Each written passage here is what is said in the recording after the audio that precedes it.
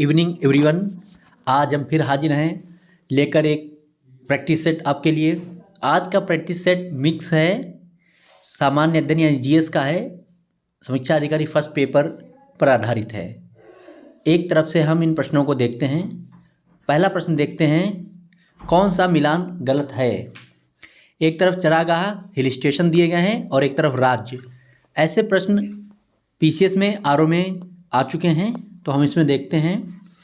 बन्नी चरागाह गुजरात में दिया गया है, बिल्कुल सही है, बन्नी चरागाह गुजरात में है।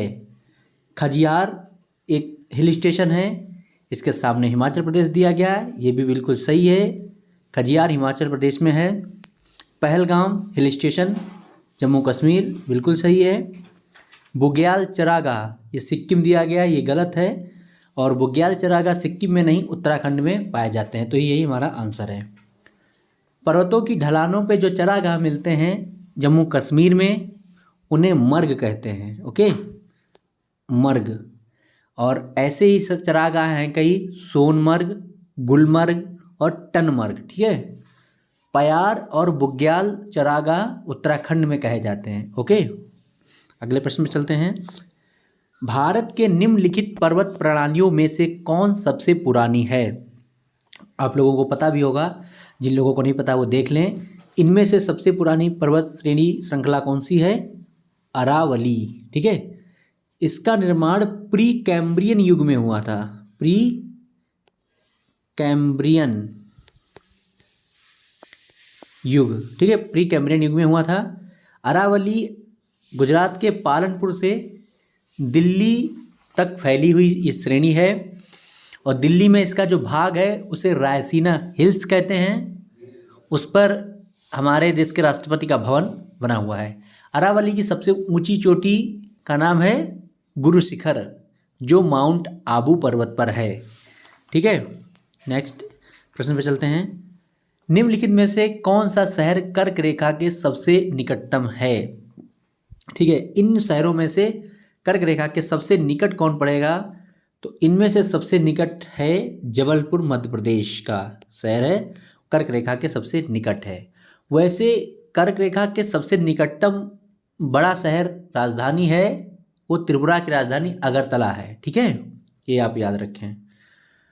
और यहाँ पे जो शहर दिए हैं, जबलपुर नर्मदा नदी पर बसा है, अहमदाबाद साबरमती नदी पर बसा है, उज्जैन जो है वो आपका क्षिप्रा नदी पे बसा है, और वाराणसी आपका ये बसा हुआ है गंगा नदी पर। ठीक है, अगले प्रश्न में तो चौथा प्रश्न है, उत्तर प्रदेश की सीमा रेखा भारत के कितने राज्यों से मिलती है? ये एक अच्छा प्रश्न है, कई बार आया और आपको इसको पता होना चाहिए। मैं इसको ऐसे आपको बना देता हूँ। उत्तर प्रदेश का ये मानचित्र ये है, तो यहाँ पे ये है आपका बिहार, इधर है झारखंड, इधर है छत्तीसगढ़, ये है एमपी, ये है राजस्थान, उसके ऊपर हरियाणा, और ये हिमाचल प्रदेश, और ये यूके। ठीक है, तो उत्तराखंड, हिमाचल प्रदेश, हरियाणा, राजस्थान, मध्य प्रदेश, छत्तीसगढ़, झारखंड, बिहार मिलाकर 8 राज्य, और एक केंद्र शासित राज्य दिल्ली मिलाकर उत्तर प्रदेश की सीमा से 9 राज्य सीमा बनाते हैं। ठीक है, 9 राज्य सीमा बनाते हैं।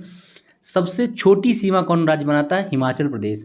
हिमाचल प्रदेश के साथ उत्तर प्रदेश का सहारनपुर जिला टच करता है, बहुत छोटी सीमा बनाता है। ओके, अगला प्रश्न है 5वां, कौन सा मिलान गलत है? एक तरफ शासक शासिका दिया गया है और दूसरी तरफ अभिलेख। तो कुमारगुप्त के सामने मंदसौर अभिलेख दिया है, बिल्कुल सही, कुमारगुप्त का मंदसौर अभिलेख है। पतिक के सामने तक्षशिला अभिलेख दिया गया है, पतिक का तक्षशिला में एक अभिलेख है। प्रभावती गुप्ता के सामने हाथी गुम्फा अभिलेख दिया गया है, ये बिल्कुल गलत है। पुलकेशिन द्वितीय के सामने ऐहोल अभिलेख, बिल्कुल सही। पुलकेशिन द्वितीय चालुक्य वंश का शासक था, इसका ऐहोल अभिलेख है, जिसमें इसने वर्णन किया है कि उसने हर्षवर्धन को हराया था। ठीक है, प्रभावती गुप्त का हाथी गुम्फा अभिलेख नहीं है। प्रभावती गुप्त जो थी वाकाटक रानी थी वंश की, और हाथी गुम्फा अभिलेख खारवेल का है। ठीक है, राजा खारवेल का हाथी गुम्फा अभिलेख है। तो ये आपका 5वें का प्रश्न संख्या ऑप्शन संख्या सी आंसर है। नेक्स्ट है 6ठा प्रश्न, कौन सा मिलान गलत है? ऐसे ही प्रश्न ज़्यादा पीछे आर में आते हैं। तो हड़प्पा के सामने लिखा है, ये सावधान नहीं समाधान है, समाधान, ठीक है। जो समाधान है उसका आर 37 करके एक नंबर है, तो ये वहीं पे प्राप्त किया गया है हड़प्पा में, बिल्कुल सही। लोथल बराबर गोदी, यानी लोथल एक गोदीवाड़ा था, बंदरगाह था, पोर्ट था, तो ये भी बिल्कुल सही है। कालीबंगा के सामने है जुता हुआ खेत, कालीबंगा में जुता हुआ खेत मिला है, ठीक है, बिल्कुल सही। कालीबंगा का अर्थ है काली चूड़ियाँ, ठीक है। मोहनजोदाड़ो के सामने मिट्टी के हल और बैल, ये बिल्कुल गलत है। मोहनजोदाड़ो में अन्नागार मिला है, स्नानागार मिला है, नर्तकी की मूर्ति मिली है, और भी कई चीज़ें मिली हैं। मिट्टी का हल, पक्की मिट्टी का हल और बैल, जो गाड़ी खिलौना मिला है वो बनावली से मिला था। कहाँ से? बनावली। और बनावली कहाँ पे? हरियाणा में, ठीक है। अच्छा प्रश्न है। अगले प्रश्न में चलते हैं। किस सिख गुरु ने गुरुमुखी लिपि प्रारंभ की थी? गुरुमुखी लिपि प्रारंभ की थी। ऑप्शन है गुरु नानक, गुरु अमरदास, गुरु रामदास, गुरु अंगद। तो इसका आंसर है गुरु अंगद, ठीक है। 10 सिख गुरु हुए हैं। पहले गुरु नानक देव थे, उन्होंने लंगर की शुरुआत की थी। जो आप लंगर छकते हैं, लंगर खाते हैं, भंडारा जो होता है सिख धर्म में, उसको लंगर कहते हैं। उसकी शुरुआत गुरु नानक देव जी ने की थी। उसके बाद नंबर 2 के गुरु हैं गुरु अंगद। गुरु अंगद ने गुरुमुखी लिपि की शुरुआत की थी और लंगर को स्थायित्व प्रदान किया था गुरु अंगद ने। उसके बाद तीसरे हैं गुरु अमरदास, चौथे हैं गुरु रामदास, पाँचवें हैं गुरु अर्जुन देव, छठे हैं गुरु हरगोविंद, सातवें गुरु हरिराय, आठवें गुरु हरकिशन, नवें हैं गुरु तेग बहादुर जिन्हें औरंगजेब ने मरवा दिया था, और 10वें हैं गुरु गोविंद सिंह, ठीक है। ये 10 सिख गुरु हैं। अगला प्रश्न 8वां है। बाजार कीमतों को नियंत्रित करने के अलाउद्दीन के खिलजी के प्रयास ने, ये प्रश्न आया था आर में एक बार, प्रयास ने क्या किया है? कृषि को उन्नत किया? बिल्कुल नहीं। सिर्फ सामंतों को फायदा पहुंचाया? ये भी नहीं है। बहुत सफलता प्राप्त की? यही सही है। बाजार कीमतों पर उसने नियंत्रण की जो पॉलिसी बनाई थी वो इसकी बिल्कुल सफल हुई थी और अच्छी पॉलिसी थी। अलाउद्दीन खिलजी पर प्रश्न यूपीपीएससी में जरूर आता है। इसने बहुत सारे युद्ध लड़े, बहुत सारी बातें इसके बारे में हैं, बहुत आता है इसके बारे में प्रश्न। इसको सिकंदर सानी की उपाधि प्राप्त थी, सिकंदर सानी की, ठीक है। 1296 में इसने गद्दी पर बैठा था ये, ठीक है। अगला प्रश्न। कौन पहला सुल्तान था जिसने भारत में सांकेतिक मुद्रा का प्रचलन किया? सांकेतिक मुद्रा का प्रचलन मोहम्मद बिन तुगलक ने किया था। यह है आपका ऑप्शन नंबर सी, सही है। मोहम्मद बिन तुगलक ने सांकेतिक मुद्रा का प्रचलन 1329-1330 में किया था। इसने चांदी की जगह पे तांबे के सिक्के चला दिए थे, और ये इसकी जो नीति थी, मुद्रा का प्रचलन था, एकदम विफल रहा था। लोगों ने अपने घर में ही मुद्रा बनाना शुरू कर दिया था, टकसाल खोल लिए थे, तो ये इसका ये कार्य बेकार गया था, विफल हो गया था। मोहम्मद बिन तुगलक ने ही दिल्ली से दौलताबाद राजधानी बदली, वो भी इसका काम बेकार हो गया था, ठीक है, तो असफल रहा था। अगला प्रश्न। निम्नलिखित में से कौन फारसी का प्रथम कवि था जिसने अपनी कविता में भारतीय पर्यावरण को चित्रित किया था? तो ये अच्छा प्रश्न है, आप इनको जानते भी हैं, बहुत बार आपने पढ़ा भी है। क्या होगा आंसर? अमीर खुसरो। अमीर खुसरो को तूती ए हिंद भी कहा जाता है। इनका जन्म 1253 में हुआ था, पटियाली जगह और जिला कासगंज उत्तर प्रदेश में। कई किताबें हैं इनकी, ग्रंथ हैं इनके। खजाइनुल फतूह इन्होंने लिखा है, आसिका इन्होंने लिखा है, ठीक है। अगले प्रश्न पर चलते हैं। कौन सा मिलान गलत है? एक तरफ यात्री हैं जो विदेशों से आए थे और एक तरफ जिन शासकों के यहाँ आए थे उनके नाम हैं, तो हमें गलत वाला पकड़ना है। मेगास्थनीज चंद्रगुप्त मौर्य, बिल्कुल सही है। मेगास्थनीज सेलुकस निकेटर का राजदूत था जो चंद्रगुप्त मौर्य के दरबार में आया था। इसने इंडिका नामक पुस्तक लिखी थी। हेनसोंग चीनी यात्री था, यह हर्षवर्धन के समय में आया था। इसने सीयूकी नामक पुस्तक लिखी थी, ठीक है। और हेनसोंग को तीर्थयात्रियों का राजकुमार कहा जाता है, ओके। इसके बाद अब्दुल रज्जाक या फारसी था, फारस का यात्री था, या देवराय द्वितीय के समय में आया था, ठीक। विजयनगर साम्राज्य का जो राजा था देवराय द्वितीय, उसके समय में आया था। राल्फ फिंच पहला अंग्रेज था जो अकबर के दरबार में आया था। जहांगीर यहाँ पे गलत दिया है, तो यही हमारा आंसर है। राल्फ फिंच पहला अंग्रेज जो अकबर के दरबार में आया था। अगला प्रश्न, कौन सी घटना सबसे अंत में हुई? ठीक है, तो सभी घटनाएं आप कैसे लगा पाएंगे? ऐसी घटनाओं के लिए आपको ईयर बहुत ज़रूरी है याद करना। और ईयर कैसे याद होंगे, इसके लिए मैं एक वीडियो बनाऊंगा। मेरी एक ईयर बुक है, उसको मैं आपके सामने लाऊंगा वीडियो के रूप में, बहुत आराम से याद हो जाएगा। तो सबसे पहले चौरी चौरा कांड 1952 में हुआ है। असहयोग जो आंदोलन चल रहा था उसके ही अंतर्गत चौरी चौरा एक जगह थी, वहाँ पे एक थाने को लोगों ने फूंक दिया आक्रोश में आके 1922 में। दांडी मार्च 1930 की घटना है। दांडी मार्च शुरू किया था गांधी जी ने। गांधी रिबन समझौता 1931 में हुआ है। सांप्रदायिक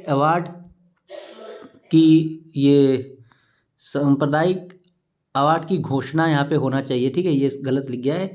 सांप्रदायिक अवार्ड की घोषणा, ये प्रधानमंत्री थे मैकडोनाल्ड ब्रिटेन के, उन्होंने घोषणा की थी 1932 में। ओके, तो सबसे अंत में घटित घटना थी सांप्रदायिक अवार्ड की घोषणा। ठीक है, चलिए अगले प्रश्न पर चलते हैं। फिर से कौन सा मिलान गलत है? एक तरफ राज्य हैं जिन्हें लॉर्ड डलहौजी ने हड़प लिया था राज्य हड़प नीति के तहत, और वर्ष दिया गया कि किस वर्ष उसने हड़पा था। तो इनमें से गलत वाला आपको ढूंढना है। अवध 1856 में हड़पा था, बिल्कुल सही। अवध में जो अंतिम राजा थे वाजिद अली शाह, उनका निधन हो गया था। उनका पुत्र बिरजिस कादिर बहुत छोटा था। रानी उनकी जो थी बेगम हजरत महल, वो थी। तो लॉर्ड डलहौजी ने 1856 में अवध को अंग्रेजी शासन में मिला लिया था। सतारा महाराष्ट्र में है, इसे 1848 में हड़पा गया था, बिल्कुल सही। झांसी 1853 में हड़पा गया था, बिल्कुल सही है।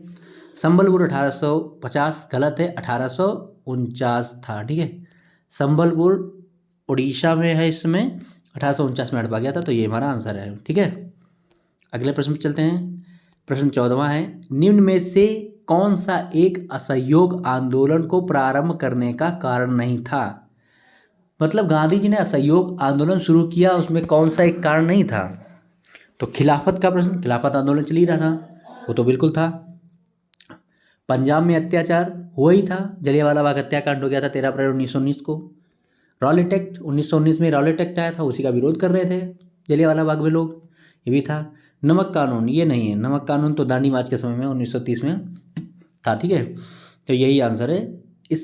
ये कारण नहीं था असहयोग आंदोलन को शुरू करने में। ओके, कोल बांध परियोजना किस नदी पर है? कोल डैम प्रोजेक्ट, अच्छा प्रश्न है, पीसेस में आ चुका है।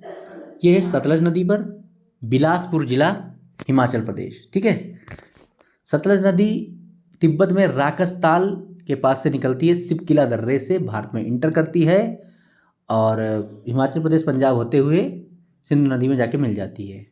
ठीक, इसको वैदिक कालीन नाम इसका सतद्रु है। ओके, आप ये भी याद रखें। निम्न राज्यों में से कौन अधिकतम सिल्क सूत उत्पादित करता है? सिल्क सूत उत्पादन कौन सा राज्य करता है सर्वाधिक? तो इसका आंसर होगा कर्नाटक। ठीक है, ये भी प्रश्न, ऐसे भी प्रश्न आयोग पूछता है। बहुत अच्छा प्रश्न है। 17वां, चुक्ची कमाटा तांबा उत्पादक क्षेत्र किस देश में है? ये भी पीछे में पूछा गया है। आयोग देखिए कितना डीप में ज़्यादा है। आयोग अगर डाल तो आपको पात रहना पड़ेगा, तभी आप ये क्वालिफाई कर पाएंगे प्री। चुक्ची कमाटा तांबा उत्पादक क्षेत्र कहाँ पे है? दक्षिण अमेरिका का एक देश है चिली, ये चिली में है। इसका सबसे लंबा देश चिली है, लंबाई में सबसे बड़ा है। ठीक है, चिली में नाइट्रेट के भी बहुत ज़्यादा वो हैं, निक्षेप हैं। ओके, किस यंत्र का प्रयोग भूकंप तरंगों के मापन में किया जाता है? जब भूकंप आता है तो उसकी तरंगों का मापन किस यंत्र द्वारा किया जाता है? ऐसे ही ऑप्शन आयोग देता है, तो कंफ्यूज होने की जरूरत नहीं है, सिस्मोग्राफ। ठीक है, सिस्मोग्राफ जो है तरंगों को मापता है। और एक पैमाना, एक स्केल है, उसका क्या नाम है? Richter scale. रिक्टर स्केल पर भी भूकंप की तीव्रता मापी जाती है। इस पे भूकंप की तरंगों का मापन होता है, रिक्टर स्केल पे भूकंप की तीव्रता मापी जाती है। ओके, अगला प्रश्न हम लोग देखते हैं। कौन सा मिलान गलत है? यहाँ पे भी मिलान गलत है। एक तरफ ट्रेंच है यानी समुद्री गर्त है, एक तरफ महासागर यानी वो गर्त किस महासागर में है? जावा ट्रेंच हिंद महासागर, बिल्कुल सही है, जावा हिंद महासागर में ही है। मेरियाना ट्रेंच प्रशांत महासागर, बिल्कुल सही है। विश्व का सबसे गहरा ट्रेंच जो है मेरियाना ट्रेंच है। प्यूर्टो रिको ट्रेंच अटलांटिक महासागर, बिल्कुल सही है। टोंगा ट्रेंच आर्कटिक महासागर, बिल्कुल गलत, यही हमारा आंसर है। टोंगा ट्रेंच प्रशांत महासागर में ही है। आप सभी महासागर के सभी गर्तों को लिख के एक लिस्ट बना लें। ओके, अगला प्रश्न। पर्यावरण के परिरक्षण एवं संरक्षण हेतु पर्यावरण अधिनियम भारत सरकार द्वारा कब पारित किया गया? तो पर्यावरण संरक्षण अधिनियम कब पारित किया गया, सीधा ये प्रश्न है। तो आपको पता होना चाहिए पर्यावरण संरक्षण अधिनियम कब आया था, 1986 में। ओके, 1986 में पर्यावरण संरक्षण अधिनियम आया था। वन्य जीव संरक्षण अधिनियम 1972 में आया था। ठीक है, ये सब आप याद रखें अच्छे से। निम्नलिखित में से कौन सी एक वायुमंडल में स्थायी गैस है? अच्छा प्रश्न है, स्थायी गैस कौन सी है? तो इन ऑप्शन में से आंसर क्या होगा? नाइट्रोजन। नाइट्रोजन वायुमंडल में लगभग 78% है, और नाइट्रोजन, ऑक्सीजन, ठीक है, और आर्गन, ये वायुमंडल की स्थायी गैसें हैं, स्थिर गैसें हैं। कार्बन डाइऑक्साइड, ओजोन, नियॉन और भी जो भी हैं गैसें, वो सब अस्थायी गैसें हैं। ओके, अगला प्रश्न। एक तरफ जनजातियां हैं, एक तरफ राज्य हैं, कौन सा मिलान गलत है, ये आपको पकड़ना है। ठीक है, गद्दी हिमाचल प्रदेश, बिल्कुल सही। गद्दी पशुपालक हैं, चरवाहे हैं, हिमाचल प्रदेश में हैं, उत्तराखंड में भी थोड़े हैं, ठीक है, और जम्मू कश्मीर में भी है, सही है। टोडा उड़ीसा, बिल्कुल गलत। खासी मेघालय, बिल्कुल सही, गारो खासी पहाड़ियाँ ही हैं वहाँ पे, खासी पहाड़ी पे खासी जनजाति रहती है। नागालैंड में है, बिल्कुल सही। टोडा जो जनजाति है वो नीलगिरी पर्वत पर निवास करती है, तमिलनाडु में। ठीक है, नीलगिरी पर्वत पर टोडा लोग रहते हैं। टोडा एक शाकाहारी जनजाति है। ठीक है, आप इसको समझ लें अच्छे से। तो हमारा आंसर बी है, टोडा वाला गलत है। टोडा तमिलनाडु नीलगिरी पर्वत की जनजाति है।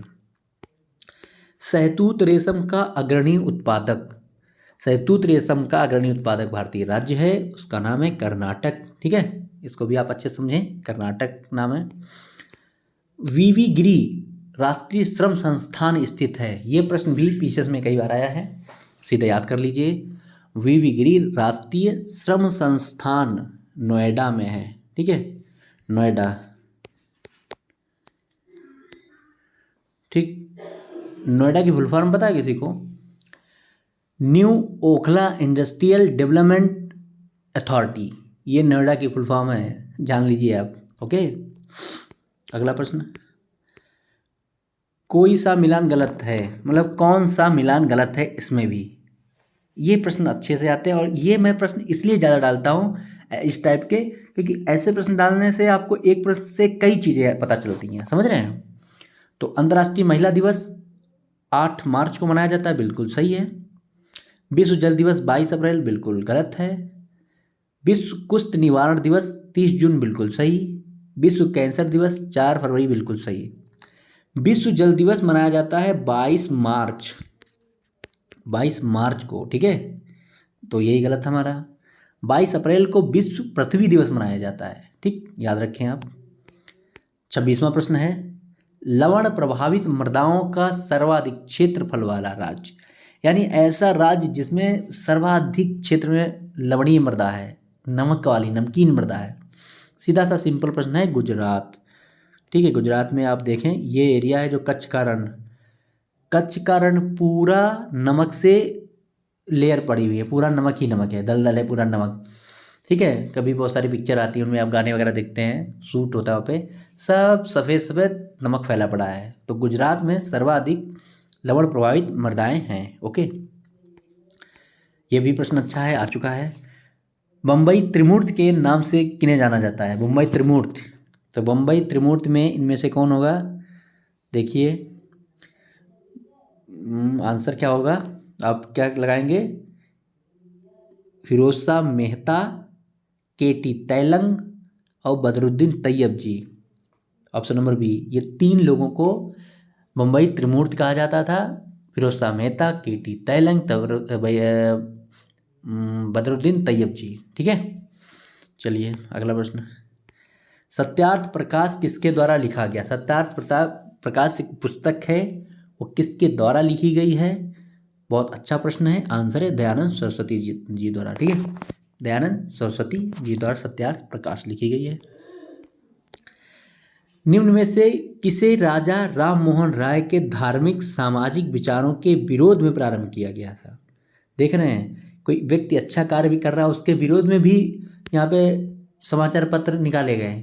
तो राजा राम मोहन राय के धार्मिक सामाजिक विचारों के विरोध में किसे प्रारंभ किया गया था? समाचार चंद्रिका को। समाचार चंद्रिका एक पत्रिका शुरू की गई थी इनके धार्मिक विचारों के विरोध में। ओके, ये भी याद रखें, आ चुका है। अंतिम प्रश्न है, ग्रीन वॉश इंगित करता है, ग्रीन वॉश का मतलब क्या है? झूम कृषि? नहीं, बिल्कुल नहीं। नदी जल का शुद्धिकरण? बिल्कुल नहीं। हरियाली हटाना? बिल्कुल नहीं। पर्यावरण संरक्षण का झूठा वादा करना, यही आंसर है। क्या है ये? ग्रीन वॉश बहुत सारी कंपनियां जो अपने प्रोडक्ट बनाती हैं उन पे ऊपर लिख देती हैं इको फ्रेंडली, या कोई सिंबल बना देती है जिससे आपको लगता है इको फ्रेंडली, लेकिन वो रियल में झूठ बोल रही हैं, आपसे झूठा वादा कर रही हैं कि उनका प्रोडक्ट जो बना है वो कहीं ना कहीं पर्यावरण को प्रदूषण फैलाकर ही फैक्ट्री में बना है। किसी भी तरीके का जल प्रदूषण किया होगा उन्होंने, वायु प्रदूषण किया होगा, ठोस अपशिष्ट प्रदूषण किया होगा, कुछ भी, तो झूठा वादा ग्रीन वॉश कहलाता है। Okay, thank you so much.